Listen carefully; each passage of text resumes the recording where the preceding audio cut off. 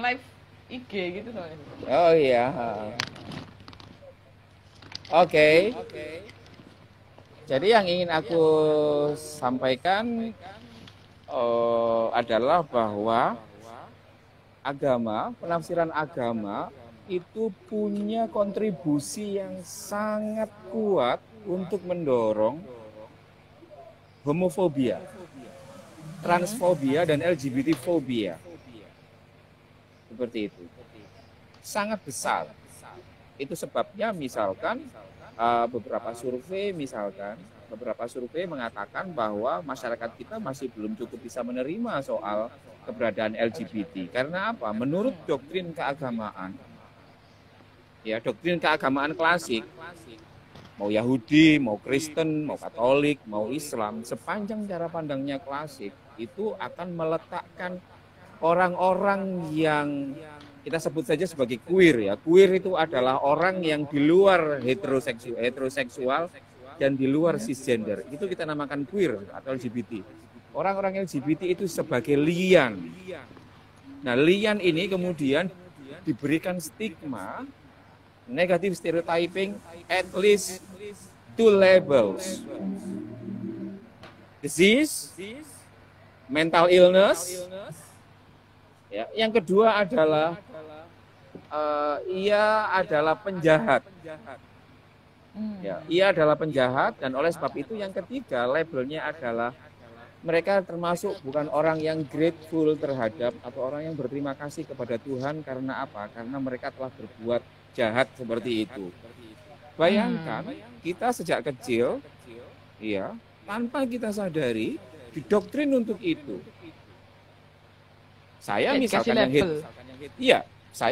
yang hetero cisgender seperti itu aku ingin mengatakan dampaknya ya, Nes. Aku ingin mengatakan dampaknya dari destruksi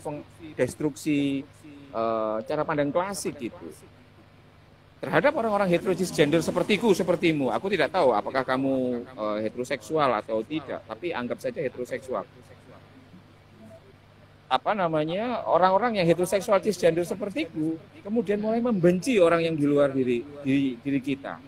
Dan yang menarik, bagi orang-orang queer, mereka kemudian dipaksa secara sedemikian rupa untuk membenci dirinya sendiri, untuk mengatakan I'm a sinner, I'm a criminal, I'm full of disease, I need to be saved.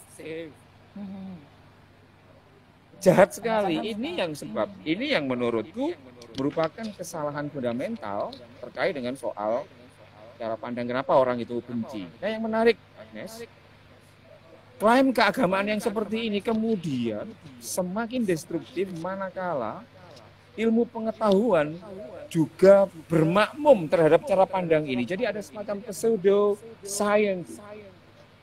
Jadi ilmu pengetahuan di-create sedemikian rupa supaya klaim atau cara pandang yang destruktif terkait LGBT ini tidak hanya benar secara teologis, tapi juga benar secara saintifik. Akhirnya kemudian pada pertemuan Asosiasi Psikologi dan Psikiatri Amerika Serikat 1973, mereka muktamar ya, mereka melakukan semacam jubile. Ya, 1973-an seperti itu. Seluruh para psikolog dan psikiater di Amerika yang pokoknya itu ngumpul semuanya di Amerika. Jumlahnya kira-kira 550-an. 5.500 sekian. Mereka voting untuk sebuah pertanyaan, apakah homoseksual itu termasuk penyakit atau tidak. Di voting waktu itu. Saya tahu ini karena tesisku nyangkut-nyangkut soal itu juga. Di voting. Di voting, dan yang menarik adalah 3.000, aku nggak tahu, aku lupa jumlah pastinya. Tapi sekitar 3.600 sekian itu mengatakan bahwa no, that is not disease. 3.000 sekian. Banyak. Yang 1.500 sekian Mengatakan bukan. Mengatakan itu tetap penyakit. Menang telak toh. Lalu 5-10 tahun kemudian WHO mengamini hal yang seperti itu. Disitulah titik balik. Bayangkan ya, jika agama itu, katakanlah titik poin agama adalah tahun Masehi 2020, ya 2020 atau pada waktu itu 1973, maka dipenjara. Jadi LGBT itu, homoseksualis itu dipenjara sebagai lian, sebagai yang salah, sebagai the sinner, itu selama 1973 dan berhasil diselamatkan quote unquote melalui voting itu, sampai sekarang. Jadi kamu bisa bayangkan ya, agama yang telah mempunyai satu bangunan yang sangat komplit mengenai cara pandang klasik terhadap LGBT yang sangat fobia ribuan tahun, itu baru disembuhkan 1973. Nah, di titik ini menurutku pada pasca 1973 agama mulai melakukan banyak agama mulai melakukan pertobatan. Pertobatan dalam arti meluruskan ayat-ayat kemudian mulai dilihat lagi dalam cara pandang saintifik yang baru. Dari situ mulai dirubah-rubah berarti. Tergantung persepsinya. Iya, Masing-masing tergantung persepsinya. Seperti itu. Berarti sebenarnya kalau dibilang tidak valid juga berarti. Tidak sepenuhnya valid berarti, Gusan. Maksudnya gimana? Soalnya kan itu kan mengalami perubahan kan, yang namanya kitab suci itu kan pasti mengalami perubahan. Nes, tak kasih tahu ya. Mm-hmm. Sabda Gusti itu statis. Cara bacanya yang dinamis. Jadi teksnya tidak berubah.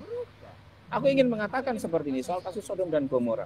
Kasus Sodom dan Gomora itu ya tetap seperti itu. Alkitab tidak akan mengalami perubahan. Di Al-Quran juga tidak akan mengalami perubahan. Tapi cara pandang dan cara baca ini yang berbeda. Ini kan kayak puzzle ya, kayak puzzle. Kita biasanya melihat, misalkan Surabaya kalau dari Jombang biasanya ya cuman lewat Mojo Agung, Mojokerto, Krian, Sepanjang seperti itu. Tahunya ya cuman itu. Tapi teknologi kemudian berkata lain dan memungkinkan kita untuk bisa mencapai Surabaya dengan berbagai cara.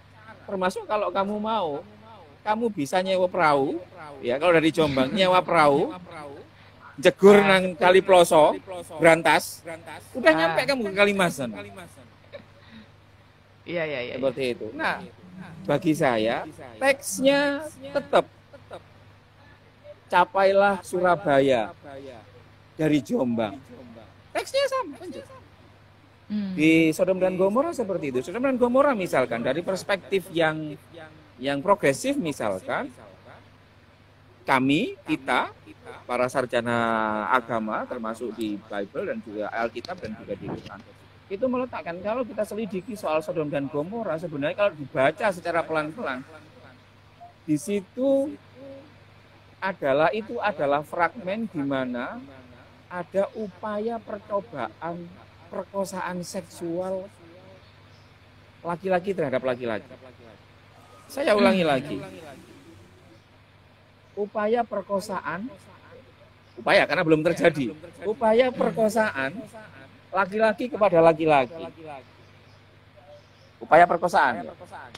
Kalau kita kritis, kalau hubungan itu dilakukan suka sama suka, masuk enggak di dalam pelarangan itu? Banyak orang mengatakan masuk. Tapi bagi aku ya bukan toh. Misal seperti misal kayak gini aja, misal kayak gini. Kita pacaran ya, Nes. Ya, kita pacaran. Kamu ber-KTP, aku ber-KTP. Aku mencoba memperkosamu atau kamu mencoba memperkosa aku mencoba memperkosamu. Oke. Sama atau tidak jika itu ya. Kejadian itu hubungan seksual pertama dengan perkosaan. Dan yang kedua, dengan hubungan mutual consent, sama atau tidak? dari aspek pidana. Beda. Beda. Aha. Nah, Nah, kalau orang suka sama kecenderungan suka sama suka tidak ada masalah. Gak ada yang Itu nggak usah gak ada yang pacaran merasa aja deh. rugi kan. Iya. Ah. Aku ingin mengatakan dalam konteks rezim Undang-Undang 23 2002 tentang Undang-Undang PKDRT misalkan. Mhm. Ya. Kita merit. Ya, kita merit. Kamu dan aku suami istri. Lalu aku memaksamu melakukan hubungan seksual. Benar atau salah? Aku bisa dipidana atau tidak? Enggak. Kamu sedang tidak ingin, tapi aku paksa sebagai suamimu. Mhm. Benar Ya, atau enggak. salah? Enggak Yo, apa? itu enggak salah, soalnya kan suami istri. Nah, Iya kan? pasca Undang-Undang 23 2003 itu salah, namanya marital rape. Tapi Marital rape itu begini, bahwa Aha. oleh karena seksualitas itu kudus, maka ia harus datang dari keinginan dua orang ini. Personal. Mhm. Kalau salah satu memaksaan, itulah rape. Against his atau her will. Bahkan ketika itu di dalam relasi perkawinan. Aku tidak tahu, tetapi posisi undang-undang tersebut yang aku sampaikan sedang ingin menjamin hak seseorang untuk mendapatkan kenikmatan secara seksualitas. Yang ingin aku katakan balik lagi ke soal Sodom dan Gomora, Agnes. Ya Ines, I'm sorry. Itu adalah seperti itu. Sodom dan Gomora itu dulu dilihatnya cuma ya sudah, itu berarti laki-laki sama laki-laki nggak boleh. Tetapi kemudian ada temuan baru, cara pandang yang baru. Sebentar, itu adalah ada laki-laki berusaha untuk memperkosa laki-laki. Masih Yang berusaha. salah ini keinginannya atau the way to achieve his desire. Itu dua hal. Ini yang menurutku menarik. Aku ingin mengatakan bahwa betapa penafsiran agama to some extent itu sangat berpengaruh terhadap cara pandang kita menyangkut kamu suka atau tidak. Menyangkut kita itu bersetuju dengan orang atau tidak. Itu cara pandang agama lah. Oleh karena sejak kecil aku dan banyak orang misalkan dididik untuk mengatakan orang homo dan orang biseksual atau LGBT, orang-orang queer itu adalah beyond us, maka cara pandangku adalah cara pandang yang agitatif dan homofobik. Pada titik itu kemudian aku tidak pernah, atau kita semuanya berusaha untuk menghindarinya. Padahal semakin kita menghindari, maka akan semakin melanggengkan dogma tersebut karena kita tidak bisa mengkonfirmasi. Aku Gimana punya dua maksudnya? pengalaman. Aku udah punya pengalaman seperti ini. Kamu harus tahu, masa kecilku itu adalah masa kecil yang dididik untuk Chinese phobia. Nggak suka sama orang-orang kayak kamu itu. Bawaannya itu, lo serius ini. Iya. Masa kecil. Dan aku menuliskan itu ya di dalam Bunga Rampai. Karena aku melihat bahwa kamu adalah menjajah negaraku. Meskipun kamu punya KTP sama denganku. Aku melihat dulu ya waktu kecil, melihat orang-orang yang Tionghoa itu adalah Penjajah. Mereka ini menjajah. Kamu kaya, kamu putih. Ingat, putih adalah sumber dari putih itu adalah indikator dari kemakmuran. Itu. Iya gitu. Putih indikator dari kemakmuran. Yeah. Ya, seperti itu. Kami nggak suka. Ya, kami nggak suka dengan itu. Maka meskipun aku nggak kenal dengan kamu, Nes, kalau lihatnya itu matanya itu mataku ini, mata kamu ini apa? Sipit. Minimalis. Sipit, terus minimalis, udah Cino, bukan Islam lagi. Iya. Misalkan. Bayangkan, aku ingat ya, udah didoktrin seperti itu, aku tunduk pada doktrin itu, yang aku nggak tahu ini salah atau tidak, dan mesti salah karena aku diajari kebencian. Seperti itu. Nah, sepanjang kemudian aku terus hidup dalam homogenitas dengan Jawa saja, maka itu akan terus bekerja ketidaksukaanku itu. Tapi entahlah pada suatu ketika aku itu berani menyeberang ya. Berani menyeberang untuk apa? Nongkrong dengan orang-orang Tionghoa. Dan yang menarik adalah begini. Lah, ternyata Tionghoa ini baik ya. Enggak jahat. Di situ kemudian aku mulai mempertanyakan doktrin-doktrin itu. Poinnya adalah kalau nanti pertanyaanmu adalah bagaimana kita keluar dari homofobia, maka involving itu menjadi penting. Involving itu menjadi penting. Kalau di dalam pedagogik ya, itu ada 3 step orang itu untuk bisa ini. Tell me and I will forget. Kalau you ceramah bahwa LGBT dan lain sebagainya itu baik dan lain sebagainya pada orang, mereka akan masuk telinga kanan, keluar telinga kiri. They will Karena ada forget it. penolakan. They will forget it. Tell me and I will forget it. Itu step pertama. Step yang kedua, show me and I will remember. Jadi kalau kita mau mengurangi derajat homofobia seseorang, maka kita harus menghadirkan orang LGBT itu di hadapan orang banyak. Dan ini sudah aku lakukan berkali-kali.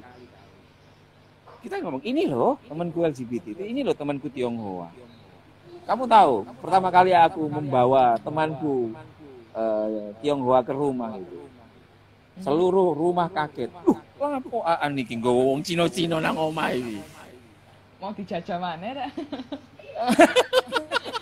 Serius gitu kan? Iya, ini kalau kamu nonton film Green Book, film yang sangat luar biasa, itu menurutku kamu bisa lihat itu.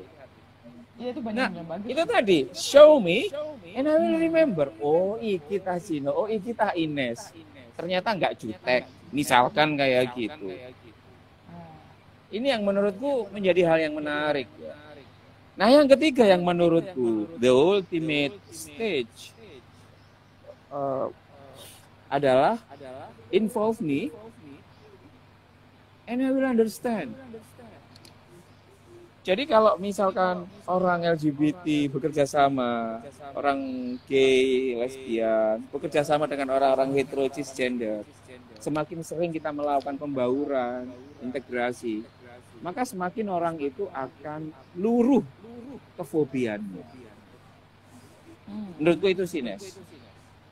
Oke. Jadi permasalahannya itu Sorry, orang-orang terlalu. Mas An ulang tahun ya? Gus An ulang tahun. Kemarin. Oh ya, aku Gemini ya. Kamu apa? Saya Scorpio. Hati-hati dengan pesonamu. Oh ya? Oh ya, Iya. Gus An. Ya, thank you Nes. Oke. Tapi gini, Gus An, saya mau tanya. Tadi kan dari upaya-upaya kita. Kurang banter, Nes. Oh ya. Kita ini kan bukan peacemaker ya. Kita ini kan juga nggak bermaksud untuk membuat dunia ini damai. Cuman kan gara-gara banyaknya orang yang benci, yang stereotipnya itu menurut saya salah tentang LGBT, yang harusnya itu menurut saya tuh harus diperbaiki karena kan yaitu tadi mereka tuh menganggap LGBT itu penyakit menular yang pertama. Yang kedua itu mereka menganggap mereka itu pendosa. Padahal setelah saya teliti itu kan banyak aspek yang menyebabkan orang itu LGBT. Bisa jadi Apa itu? Ada yang dari lahir ya kan. Ada yang dari lahir, ada yang memang faktor lingkungan, entah itu trauma masa kecil atau memang dia bekerja di lingkungan yang banyak LGBT-nya. Misalnya contoh, ini contoh ya, tidak semuanya. Biasanya di salon kan cenderungnya agak feminim. Atau mungkin jadi fashion designer, cowok yang jadi fashion designer kan cenderung feminim yang akhirnya membawa dia ke arah sana. Nah, akhirnya kan banyak faktor kan, tapi orang-orang tuh mesti ngejudge lah istilahnya kayak gitu. Mereka itu pendosa seperti itu. Nah, ketika kita melakukan kegiatan-kegiatan seperti ini yang maksudnya itu mau meluruskan, orang-orang itu kan merasa kita ini membela gitu loh. Nah, kita ini jadi kayak apa ya? Dibilangnya tuh sesat gitu. Wah, kalian tuh membelokkan ajaran yang sudah benar seperti itu. Nah, itu gimana? Apakah itu kita tuh diamkan aja? Apa seharusnya itu tuh kita diam tentang hal kayak gini atau kita tetap go on? Nah, jangan kita itu kalau tetap lanjut, orang-orang beranggapannya seperti itu. Nah, kalau menurut Bu Stan gimana? Ada dua hal yang aku tangkap darimu ya. Aku mulai dari yang terakhir tentang bagaimana sikap kita. Nes, orang itu kira-kira ada dua jenisnya, seluruh manusia. Kamu mau jadi prajurit atau mau jadi perwira? Prajurit itu adalah follow the order. Perwira create the order. Jumlah prajurit lebih banyak atau lebih sedikit daripada perwira? Jumlah perwira dikit, prajurit lebih banyak. Jumlah perwira dikit, jumlah umat lebih banyak ketimbang rasul dan nabinya. Ya. Seperti itu. Pertanyaannya, kita mau jadi prajurit atau mau jadi perwira? Banyak orang mengatakan berat.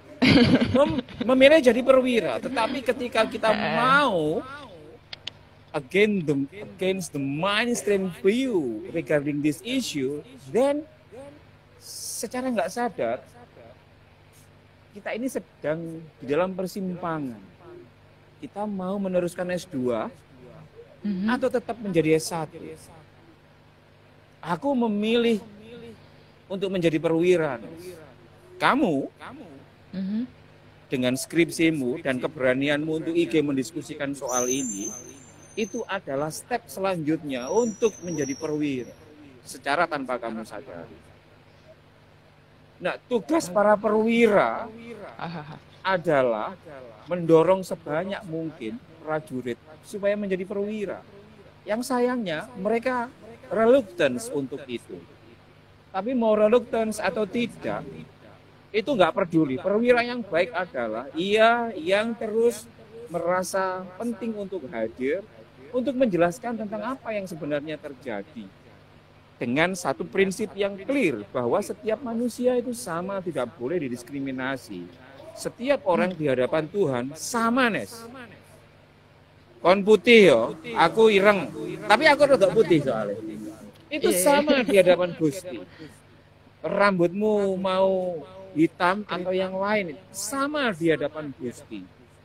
Kamu suka laki-laki atau suka perempuan atau enggak suka dua-duanya, you sama. Yang membedakan adalah kamu melakukan kejahatan atau tidak. Aku melakukan kejahatan atau tidak. Terutama kejahatan terhadap orang lain. Aku ingin mengatakan seperti ini. Aku ingin mengatakan seperti ini. Anggap saja aku ini gay. Anggap saja seperti itu. Oke. Ya. Anggap saja aku ini gay. Lalu aku punya pasangan yang juga mencintaiku, laki-laki. Aku tidak merugikan siapa-siapa. Dan aku tidak ingin diciptakan seperti itu. Ya, ini memang ada dalam diri. Sebab kalau aku dipaksa untuk menyukai orang yang tidak aku sukai, itu juga nggak mudah. Lalu di mana against humanity-nya? Di mana tindak pidananya? Ini berbeda ketika aku suka dengan seseorang, dia nggak suka, lalu aku paksa, aku perkosa. Itu pidana.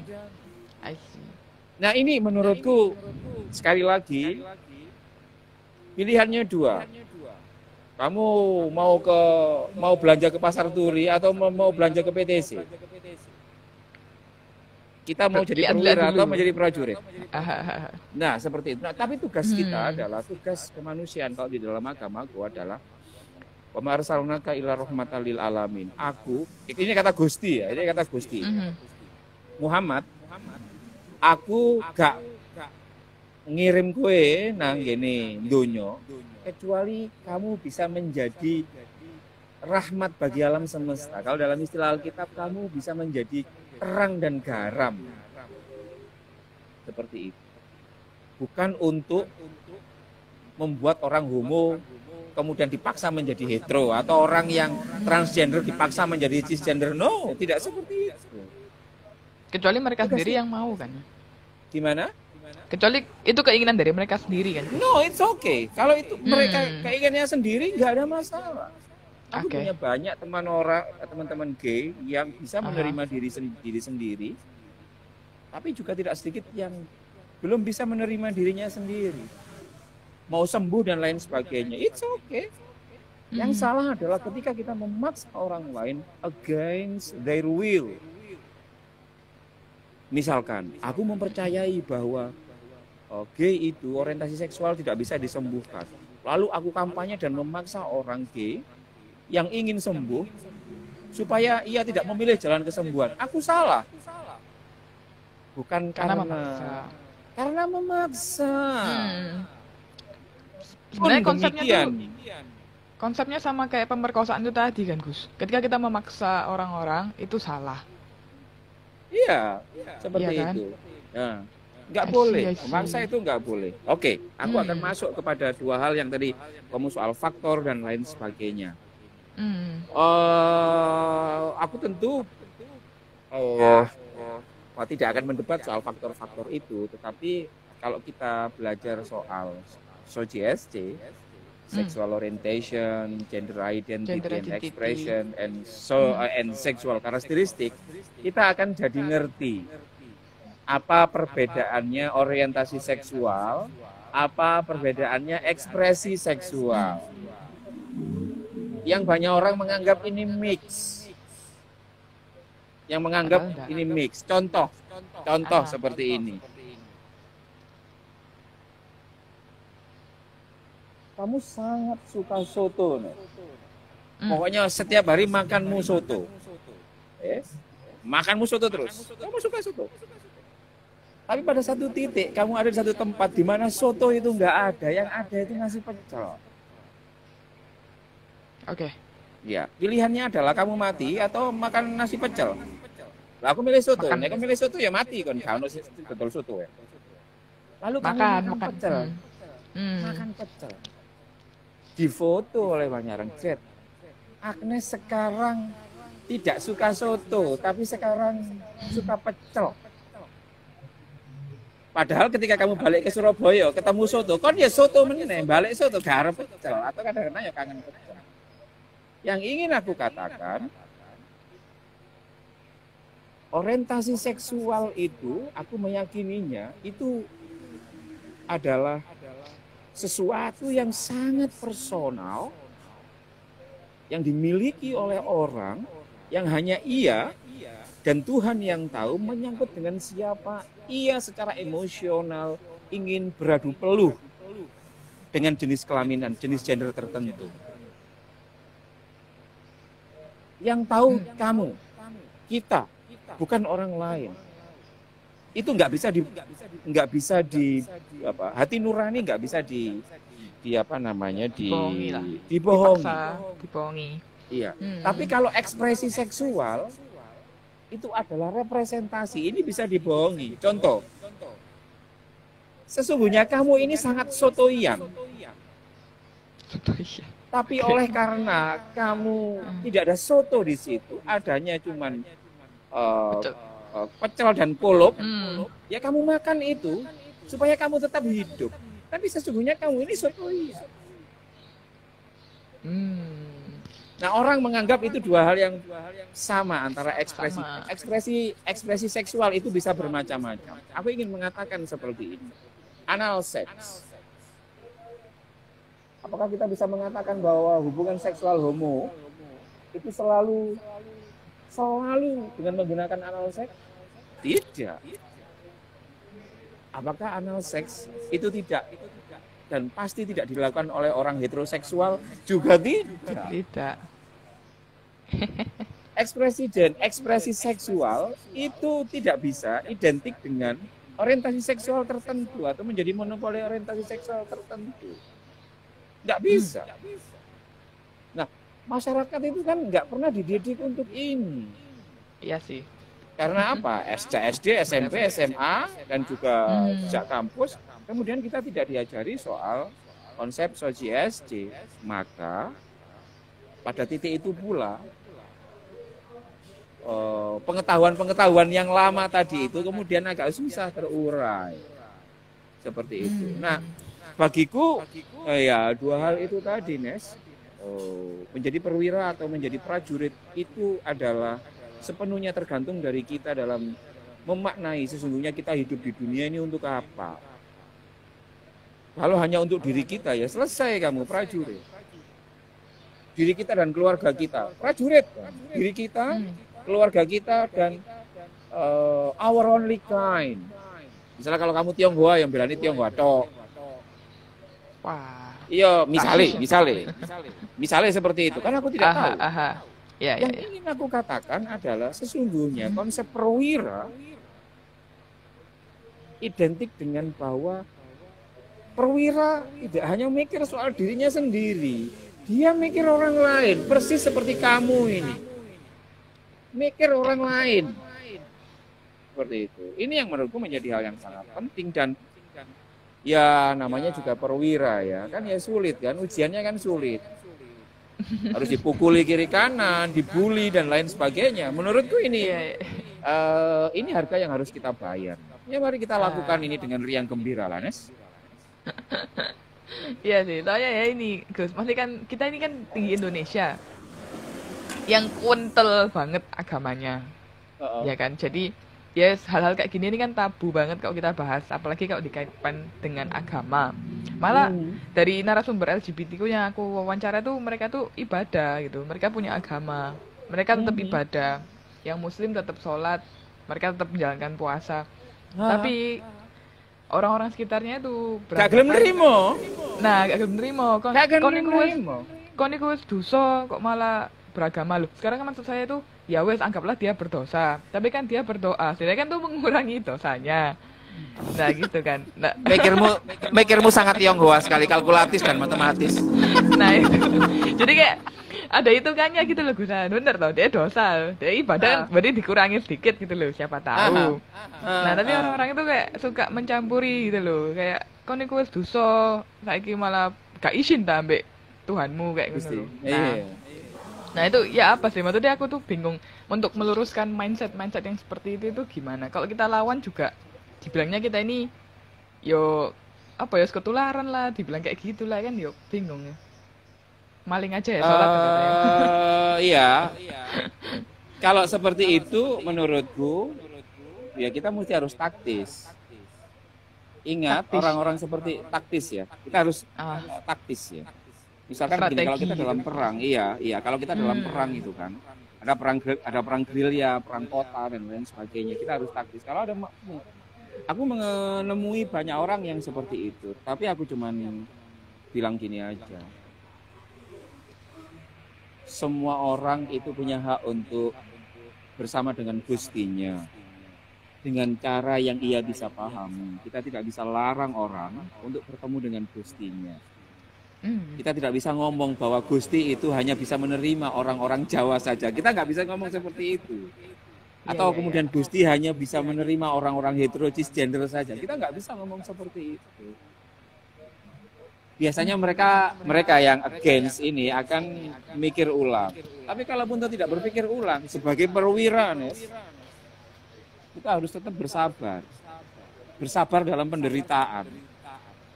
Artinya kan dicerca, dicemooh. Mungkin kamu nanti habis ini akan dikontak sama ayah dan ibumu untuk ngomong, kon lapo kon ngomong LGBT live kayak gitu-gitu. Selalu ada. Tapi marilah kita nikmati saja seperti ini dengan menggunakan strategi 3 hal tadi yang aku sampaikan. Tell me, tell them, and they will forget.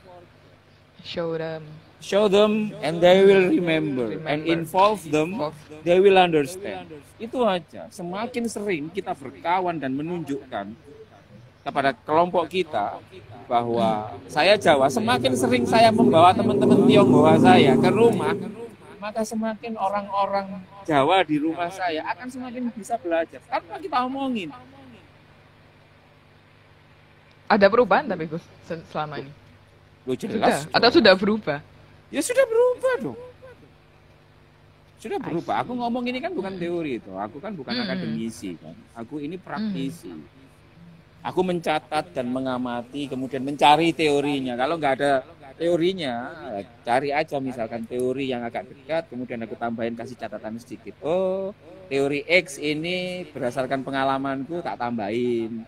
Ini bisa kayak gini kalau circumstance-nya kayak gini. Ini agak nggak cocok, apa dan lain sebagainya. Seperti itu, Nes. Karena ya mungkin karena dulu aku ngambil diplomatika, manajemen informatika ya. Artinya semua kan harus rasional kalau di dalam komputer itu kan. Rasional dalam arti ya kayak gitu-gitu lah. Sehingga tahu gini, oh begini bongkar pasang, logika algoritma gitu. Itu sih Nes.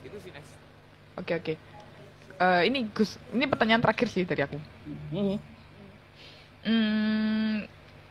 Kalau hubungannya sama agama itu kan pernikahan biasanya. Kalau pernikahan kan harus ada agamanya. Nah, kalau menurut Gus Aan ini ada pernikahan LGBT yang lagi marak. Orang-orang tuh sering gitu loh LGBT tapi menikah. Itu menurut Gus Aan gimana? Aku pengen tanya ke kamu. Menikah itu kewajiban atau hak?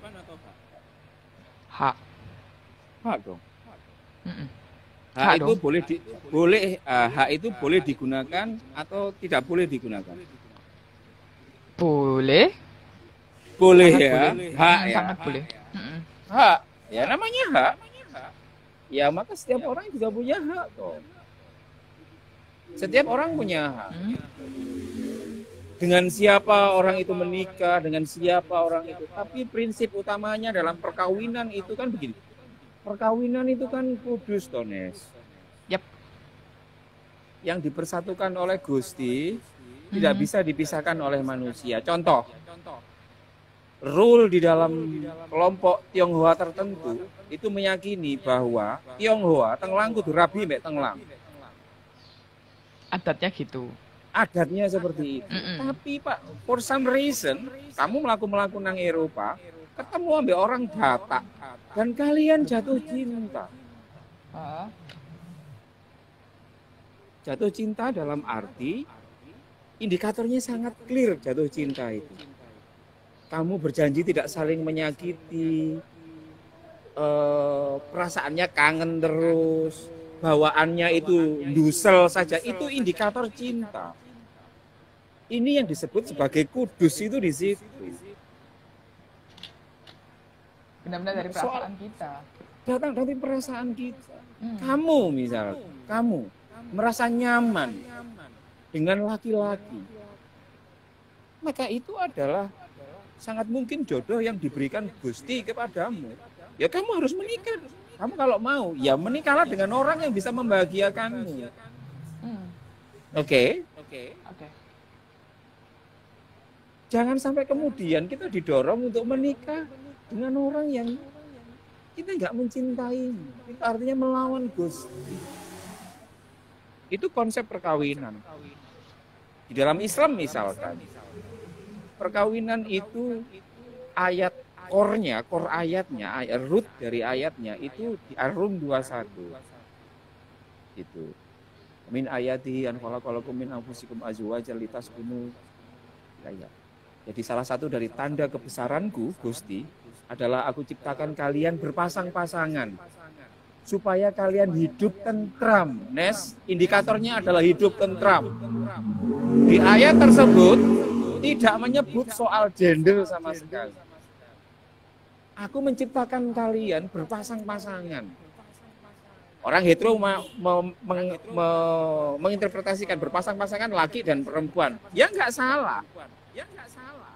Yang salah adalah ketika orang hetero menganggap semuanya orang itu pasti hetero. Itu salah.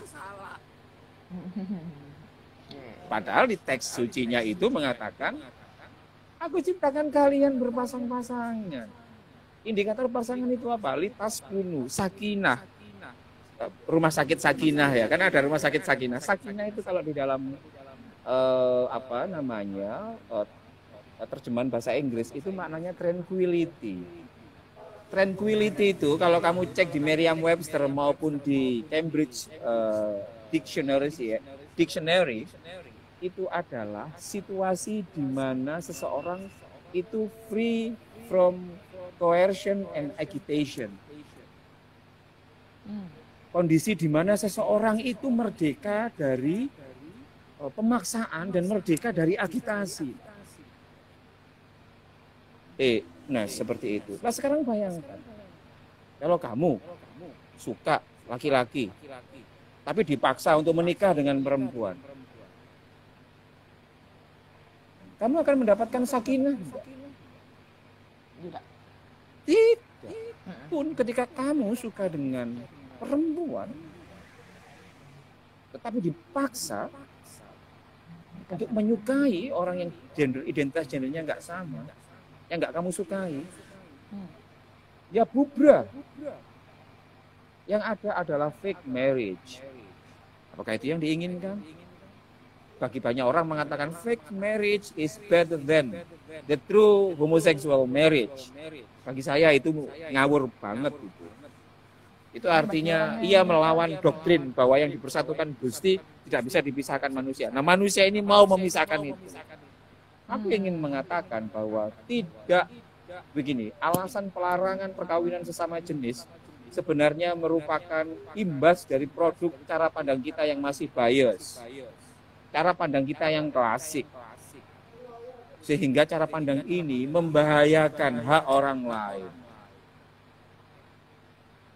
Aku juga akan lawan misalkan ketika ada orang mengatakan laki-laki harus suka laki-laki. Dan nggak boleh menikah dengan perempuan. Loh, padahal aku suka perempuan. Ya. Artinya apa? Konsep mubadalah itu menjadi penting. Kalau ya perlakukan orang lain sebagaimana kamu ingin diperlakukan. Itu sih, Nes. Muka-muka terjawab ya, Nes. Ya lumayan mencerahkan. Ini juga banyak yang suka kok bukan? Ya iya sih. Oh iya sih. Aku baru kepikiran satu lagi. Boleh tanya aku lagi ya misalnya? Apa? Ini nih. Kan aku pernah dengar ada omongan, terutama di Kristen ya. Katanya tuh kita itu sehendaknya jangan suaramu.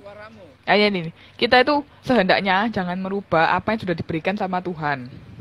Misalnya contoh, kalau misalnya wis dikasih badan kayak gini, ya wis ojo ditindik sampai bolong-bolong, ojo ditato sak badan penuh gitu kan. Nah, kita di sini kita ngomongin konteks transgender. Mereka tuh merubah kelaminnya mereka, ya kan? Yang awalnya lahirnya cewek, terus ternyata menemukan jati diri dia ternyata adalah laki-laki. Dia berubah jadi laki-laki, dan gitu juga sebaliknya. Nah, kayak gitu ya apa? Kan dia merubah itu pemberian Tuhan buat dia. Kamu ke salon 1 bulan berapa kali, Mas? 1. Kamu keramas setiap bulan berapa kali? Banyak, 15, 20-an. Kenapa kamu keramas? Padahal sesungguhnya apa yang diberikan Tuhan melalui proses alami itu kan nggak boleh kamu pautkan. Biar nggak gimbal. Biar kamu merasa nyaman. Biar kamu bisa mensyukuri apa yang diberikan Gusti. Merawat, menjaga. Iya. Tapi kan yang ingin aku katakan, aku ingin kita berpikir open mind dalam kerangka analogi yang tadi aku sampaikan. Aku lihat tangan kirimu, lihat, tunjukkan ke kamera. Cut. Kuku. Dudung. Kamu potong berapa kali dalam 1 minggu? Seminggu sekali kayaknya. Seminggu sekali. Kenapa kemudian kamu tidak biarkan? Padahal itu pemberian Gusti. Biar nggak ini jojo. Nggak nyakar orang. Nggak nyakar orang. Kamu sadarkah bahwa itu juga mengubah apa yang diberikan Gusti? Ya sih. Hah? Iya. Harusnya tumbuh aja kan harusnya. Harusnya tumbuh aja tuh. Harusnya tumbuh aja. Muter dan sebagainya. Nah, aku ingin men-challenge konsep soal mengubah apa yang diberikan oleh Gusti gitu. Nas. Apa ya? Dalam skop yang broader, lebih luas, lebih kompleks. Seperti itu. Lebih kompleks dalam arti apa yang menurut orang itu bisa dan tidak bisa diubah. Menurut common sense, memotong kuku meskipun mengubah itu kemudian bisa diperbolehkan. Padahal itu kan sama-sama mengubahnya. Yes. Mengganti penis menjadi vagina, mengganti penis menjadi vagina itu terlarang. Karena apa? Karena karena itu dianggap mengubah. Tapi kan sama-sama mengubahnya, tinggal cara pandang kita saja. Lalu apa yang harusnya kita ambil dalam konteks untuk mendamaikan hal tersebut? Ini sangat personal. Aku berbeda denganmu ya. Aku suka manjangin kuku. Karena menurutku kuku yang panjang itu menurutku sexier. Ya itu bebas. Tergantung. Oke. Aku nyaman dengan kayak gini. Kamu nggak nyaman. Ya enggak apa-apa, cok dilakoni. Kemerdekaan dalam memaknai sesuatu yang diberikan Gusti dalam kerangka untuk mendapatkan kenyamanan untuk bisa mensyukuri apa yang diberikan Gusti. Jadi tujuannya ke Surabaya ya, Nes. Tujuannya adalah mensyukuri apa yang diberikan Gusti. Hanya saja caranya, Nes. Nek kartu tolmu itu akeh dan bensinmu penuh, mobilmu oke, kamu lewat tol, Nes. Tapi bagi aku yang nggak punya mobil, aku pakai bus, Nes. Tapi tujuannya sama-sama, nang Citraland, nang Ciputra. Yang ingin aku katakan, konsep mengubah itu sebenarnya adalah konsep tersier. Cara. Fokusnya adalah nek iku gak mbok ubah, itu mempengaruhimu dalam mensyukuri nikmatnya Gusti atau tidak. Jadi itu saja. Benar sih. Bagi teman-teman transgender yang merasa sampai aku punya banyak teman transgender yang mau bunuh diri karena ia tidak merasa cocok dengan casing yang ada dalam dirinya. Aku bilang, kalau kamu merasa nggak cocok ya perlakukan seperti kuku. Ya kalau kuku dipotong ya kamu potong aja. Yang kamu merasa cocok seperti apa? Muka-muka dia lihat diskusi kayak gini.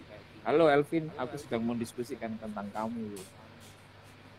Jadi dari jawabannya Gusan aku jadi kepikiran. Contohnya kayak ini ya. Ini giginya putus kan, giginya copot. Nah kan bolong. Nah kan itu kan juga ciptaan Tuhan. Putusnya kan juga kita nggak mau kan. Moro-moro putus. Nah, seperti itu aku implan, pasang gigi palsu, pasang gigi emas, bola sembarang pasang opo ae kan. Berarti kan sama aja itu juga merubah pemberian Tuhan. Iya, aku baru kepikiran tadi itu. Ya apa kon iki? Iya ya kayak gitu. Fokusnya adalah bukan mengubah atau tidak mengubah, Nes. Itu opsional. Fokusnya adalah dengan cara apa kamu bisa mensyukuri nikmat yang diberikan oleh Gusti atau apapun sebutannya ya. Supaya kamu bisa menjalankan tugas mulia sebagai manusia. To love others, to care others. Itu loh. Kalau misalkan aku gini, ini kukuku mau tak panjangin atau tidak? Nah, pertanyaannya adalah pilihlah mau dipotong atau tidak yang bisa mendekatkanmu untuk menjalankan tugas-tugas yang diberikan Gusti. Nek dengan aku sebenarnya sih suka dipanjangin, tapi kalau dipanjangin orang tidak lagi nyaman, aku tidak merasa nyaman, orang tidak merasa nyaman ya. Tapi itu sepenuhnya yang mengambil keputusan adalah individu itu, personal itu. Dengan kedewasaan yang mendirect dan seluruh pengetahuan yang ada di dalam dirinya. Jadi balik lagi seperti itu. Nyaman enggak? Nyaman itu kan sangat personal ya. Tapi kalau di dalam Al-Quran ini konsep yang sangat fundamental. Sakinah enggak? Yuk tranquil enggak? Kalau nyaman yuk lakukan. Tapi jangan sampai kenyamanan itu kemudian merugikan orang lain. Kalau misalkan aku operasi, aku misalnya operasi ganti kelamin. Apakah Indonesia dirugikan olehku? Apakah kamu dirugikan olehku? Kan ya tidak. Tapi kalau aku nggak operasi atau kemudian tidak menjadi transgender, aku menjadi kacau pikiranku, aku tidak bisa menerima, aku tidak bisa berdamai dengan diriku sendiri, maka pada titik itu menjadi transgender adalah wajib. Meskipun satu dunia menentang ya. Tidak Meskipun ada satu masalah. keluarga Ingat konsep menentang. prophetic Oke. mission yang tadi aku sampaikan, toh? Hmm. Begitu, Nes. Rokokan sih. Oke. Kewentel. Oke. Viewernya enggak banyak ya. Ngapain kamu itu? Orang butuh viewer. Gak penting. Bukan gak penting dalam arti bukan mau mengecilkan mereka, tetapi begini. Kita itu jangan pamrih ya. Kita itu jangan pamrih. Tapi aku menyukai, tapi lumayan 16 ya. Timbangannya gak ditonton wong kelas. Iya deh. Ngomong berdua. Alah. Ya. Bagus. Gus. Tapi Gus Ani kan lebih ke Kristen ya? Atau lebih ke Islam? Kristen atau Islam ya? Menurutmu? Kalau dari profilnya sih Kristen. Kristen gitu ya? Kristen yang ini ke Islam. Kan GKCW dong. GKCW kan? Aku ya? Oke. Bukan dah. Terus, salah gak penting. Yang penting kan aku tapi KTP ku Islam. Oke, I see. Yang penting kan hatinya. Oke, iya, yang penting adalah hatinya. Halo Mbak Ivon, apa kabar? Aku senang Ines ini pusing dengan aku ini Kristen, Islam atau seperti apa. Ini Mbak Ivon ini partnerku di UC. Senang aku. Aku semakin senang kalau orang itu menjadi bingung dengan agamaku. Gitu kan. Sengaja. Ya enggak kan, ya tidak kan. Orang itu kan jadi orang nggak bisa mengotak-kotakan. Oke, Nes. Nggak tahu saya agamanya apa ya. Gak ngerti, tapi yang jelas itu Islam kan. Aku misalkan the first thought itu adalah awakmu Kristen. Sampai kemudian kamu akan ngomong kamu Buddha. Nah itu berarti aku ya berhasil. Oh, enggak terlalu. Aku sebenarnya ingin membuatmu senang saja, merasa Iya. Tapi biar tak pikir kamu Katolik, Nes. Tapi tak terlalu Ines Wulandari. Tapi Wulandari itu nama asli. Loh kok Wulandari sih? Bukan. Novitasari. Iya, Novitasari itu jeneng apa itu? Duh. nama dari orang tua. Tulen. Dari lahir. Kamu itu Ampiang? Enggak. Oh. Harus. Loh ya berhasil lagi tuh berarti. Berhasil lagi biar nggak dikotak-kotakkan. Edan. Tapi nama cinomu siapa? Walah engkau ae Gusan. Isin. Oke. Iya. Apalagi? Cukup kah? Udah. Cukup. Nanti kalau ada tanya lagi. Oke. Makasih banyak loh. Sampai lebih-lebih akhirnya Gusan. Iya, thank you. Ya, thank you. Thank you ya, terima kasih. Dadah. Thank you.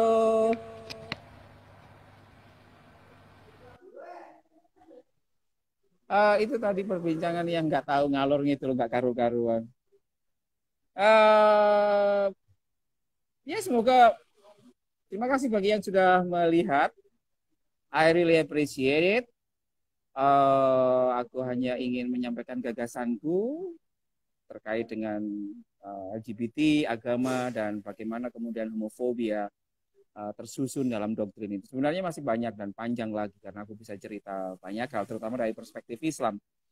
Tapi next time, dan aku mau terima kasih sama Ines. Semoga skripsinya lancar.